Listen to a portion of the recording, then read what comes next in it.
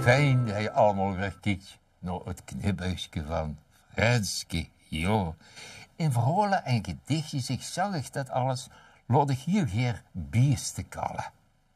Sommigen valt je het niet op. Ja, sommigen valt je helemaal niet op. Die meenen dat mensen, maar moet maar eens opletten. Beesten laat ik kallen. Hongsweer. Daar zullen ze de boer op zijn ker door een peert getrokken. Ze worden door storm en wind naar huis toe aan het jokken. Neven de boer zat een herder, een trouwe ooie hond, met toegeknepen ogen en de tong uit zijn mond. En wat er toen gebeurde, was juist weer in een mop. Want ineens draait je het peert in de schoenen zwarte kop. Het sprook, baas van dat weer, kreeg eigen ziek.